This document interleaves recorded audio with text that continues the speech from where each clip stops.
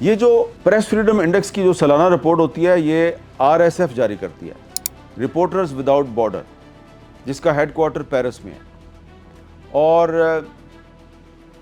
RSF کی جو سالانہ رپورٹ ہے جو پریس فریڈم انڈیکس کے ساتھ جاری ہوئی ہے، اس میں یہ کہا گیا جی کہ پاکستان جو ہے وہ ابھی بھی صحافیوں کے لیے دنیا کے خطرناک ترین ممالک میں سے ایک ہے، اور یہاں پر جو پیکا لا 2025 جو پچھلے سال ہماری پارلیمنٹ سے منظور ہوا تھا، prevention of electronic crimes act پیکا 2025، تو جو RSF کی جو رپورٹ ہے اس میں کہا گیا ہے کہ اس قانون کو صحافیوں کی آواز دبانے کے لیے استعمال کیا جا رہا ہے۔ اور اس رپورٹ میں یہ بھی کہا گیا ہے کہ 2021 میں ایک جرنلسٹ پروٹیکشن بل منظور کیا گیا تھا پاکستان کی پارلیمنٹ کی طرف سے، اس کو بعد میں مزید بہتر بھی بنایا گیا، لیکن اس قانون پر پوری طرح سے عمل درآمد نہیں ہو رہا۔ یہ جو RSF کی رپورٹ ہے، یہ اس طرح کی رپورٹ جب عمران خان کے دور میں جاری ہوتی تھی تو اس وقت کی حکومت کہتی تھی جی ہم اس کو نہیں مانتے، اور اس وقت مسلم لیگ نون کی حکومت جو ہے وہ RSF کی رپورٹ کا حوالہ دیتی تھی۔ اب تحریک انصاف اپوزیشن میں ہے اور مسلم لیگ نون جو ہے وہ حکومت میں ہے، تو اب جب پچھلے سال تو پاکستان کی پوزیشن بڑی خراب تھی، اس سال پاکستان کی پوزیشن بہتر ہوئی ہے، تو اس پوزیشن کے بہتر ہونے کی وجہ یہ ہے کہ پاکستان میں پچھلے ایک سال میں صحافیوں کے قتل اور اغوا کے واقعات کم ہوئے ہیں۔ لیکن ایک اور ادارہ ہے فریڈم نیٹ ورک، اچھا فریڈم نیٹ ورک جو ہے وہ پاکستان میں جو آزادی اظہار ہے، پریس فریڈم ہے، اس کو مانیٹر کرتا ہے، ہیومن رائٹس کو مانیٹر کرتا ہے، اور دسمبر 2022 میں شہباز شریف صاحب وزیر اعظم کی حیثیت سے فریڈم نیٹ ورک کے اسلام آباد میں ایک سیمینار میں شریک بھی ہوئے تھے۔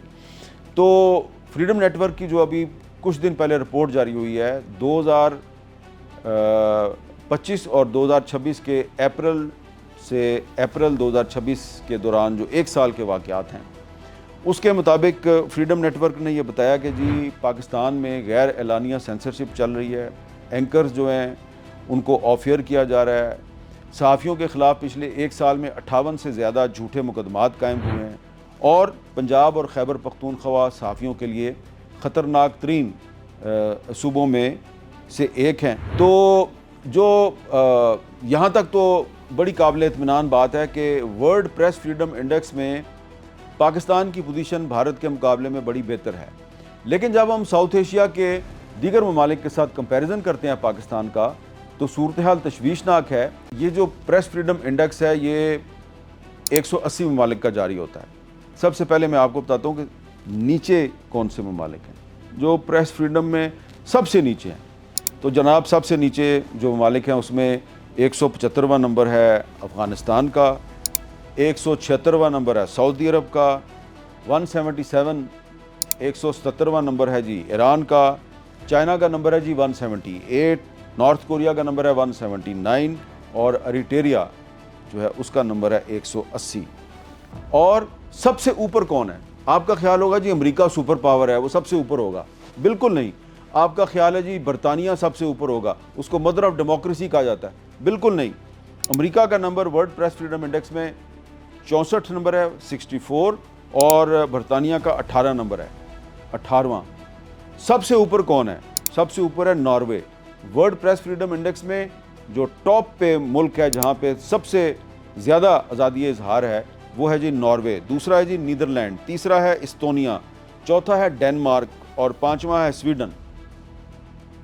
اب اس میں دیکھیں آپ ایک بڑی کامن بات ہے کہ جو ٹاپ کے 4-5 کنٹریز ہیں نا، ہیں تو یورپ کے، لیکن ان کا تعلق جو ہے وہ شمالی یورپ سے ہے، نارتھ یورپ سے ہے۔ یہ اسکینڈینیوین کنٹریز ہیں سوائے نیدرلینڈ کے، یہ اسکینڈینیوین کنٹریز ہیں، اور اسکینڈینیوین کنٹریز جو ہیں وہاں پہ کیپٹلزم نہیں ہے، یہاں پہ سوشل ڈیموکریسی ہے، یعنی کہ ایک ویلفیئر سٹیٹ جو ہے اس کے تصور کے تحت یہاں پہ جمہوریت کو چلایا جاتا ہے۔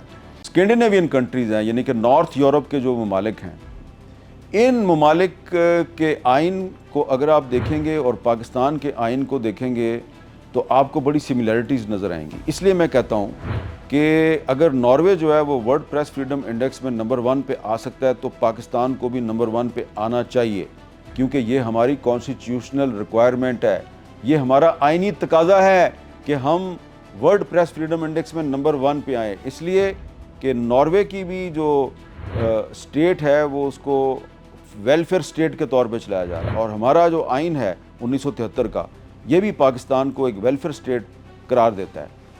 لیکن ویلفیئر اسٹیٹ کیسے بنتی ہے؟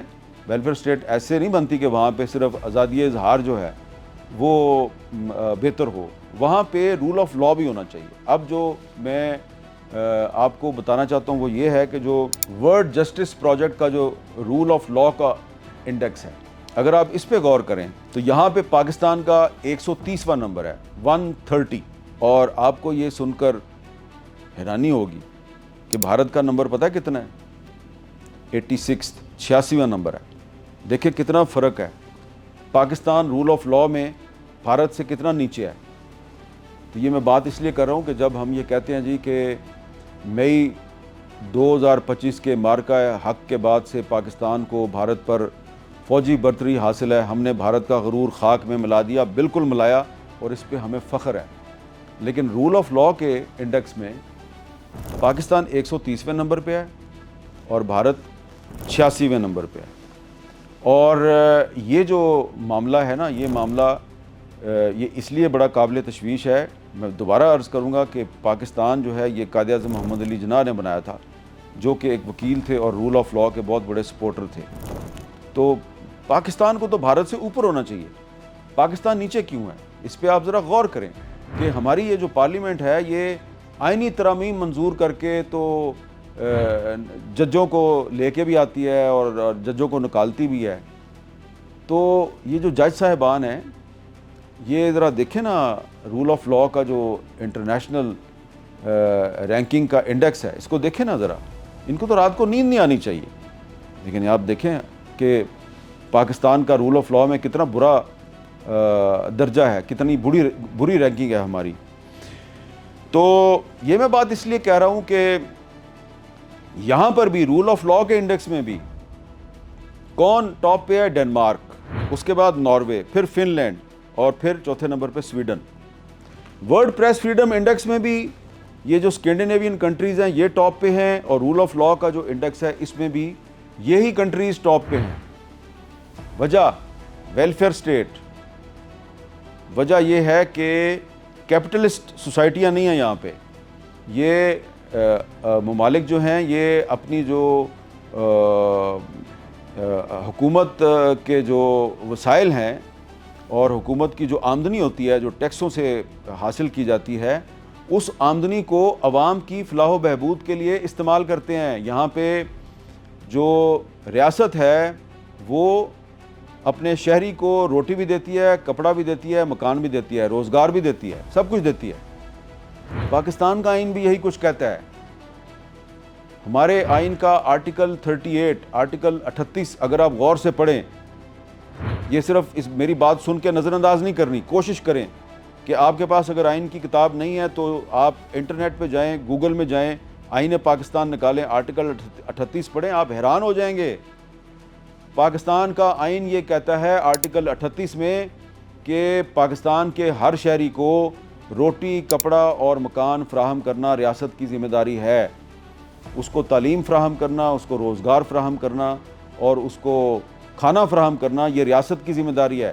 آرٹیکل 25 جو ہے آئین پاکستان کا، آرٹیکل 25 کہتا ہے کہ قانون کی نظروں میں سب برابر ہیں، اور آرٹیکل 25A بڑا امپورٹنٹ آرٹیکل ہے۔ 25A کہتا ہے کہ 5 سال سے لے کے 16 سال کی عمر کے ہر پاکستانی بچے کو مفت تعلیم فراہم کرنا ریاست کی ذمہ داری ہے۔ یہ ہمارے آئین میں لکھا ہوا ہے۔